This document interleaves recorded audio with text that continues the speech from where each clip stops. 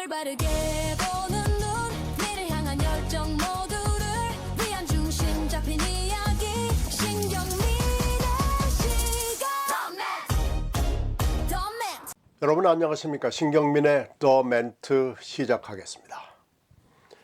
오늘 다시 최민희 위원장 얘기를 할 수밖에 없게 됐습니다.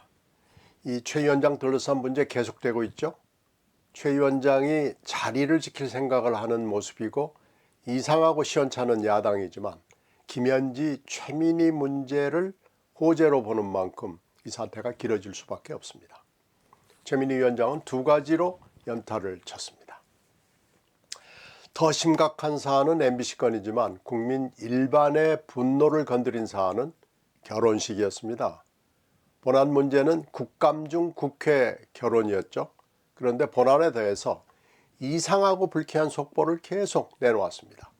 양자 역학이니 딸 주도라 결혼 날짜도 몰랐다는 이로 국민 감정선을 처음부터 확 긁었는데 이보다 더 긁는 일이 시리즈로 나타났습니다. 몇 가지만 봐도 본인은 물론이고 국회와 여당 체면이 말이 아닙니다. 1년여 전인 작년 결혼 주장이 나왔죠.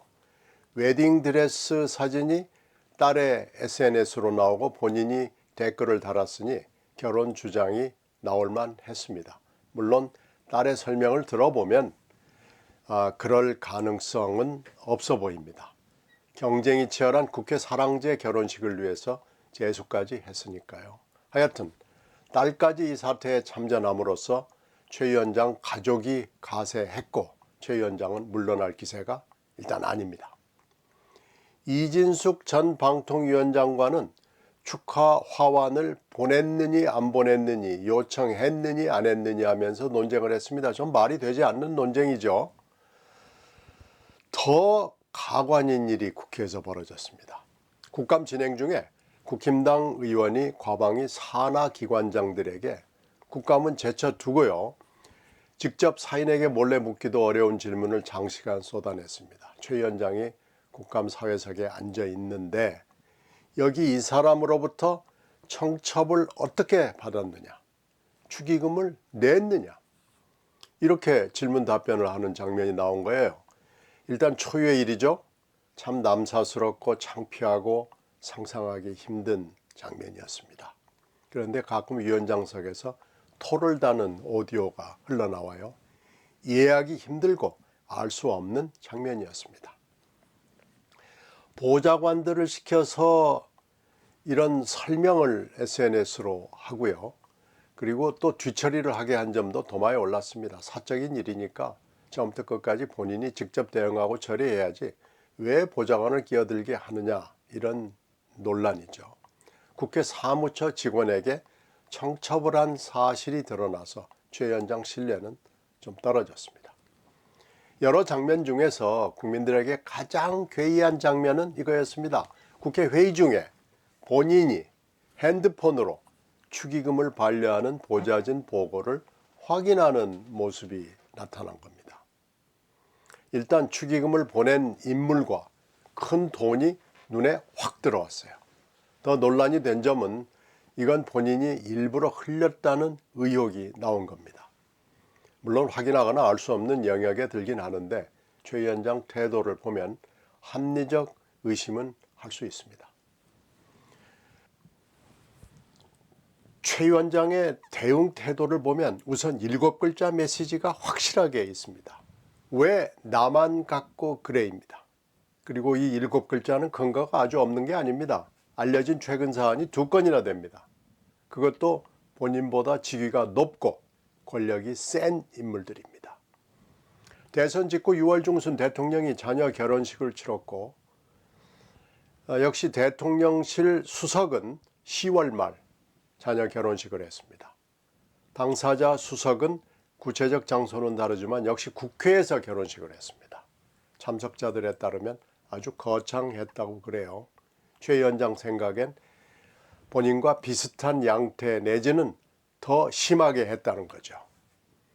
대통령 역시 대선 직후 가장 권력이 강한 시점에 거의 공개리에 서울의 호화로운 식장에서 결혼식을 했죠.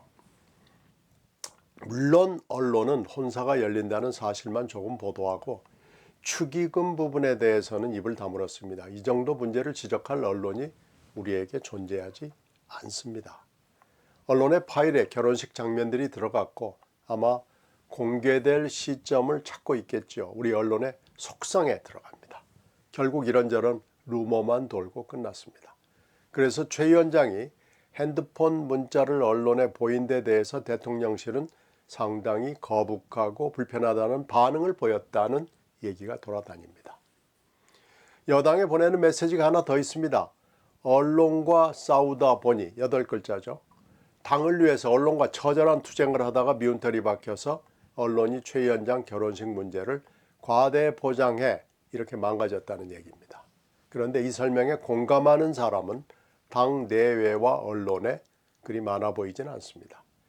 이 두 메시지가 여당을 향한 메시지라면 문제를 제기하는 국민당 의원들을 향해선 이렇게 5글자로 묻습니다.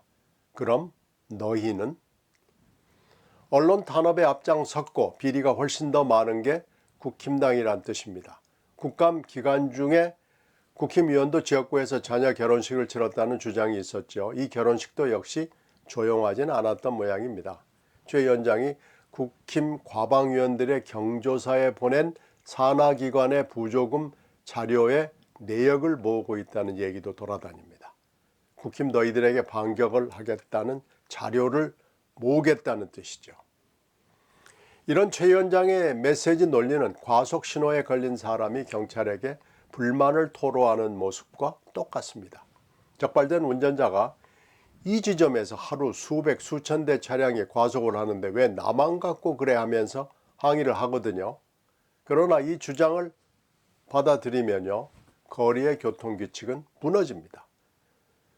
그렇게 돼서 모든 범법자들이 다 이런 논리로 항의하고 저항하면 국법은 하나하나 결국 다 무너지게 됩니다.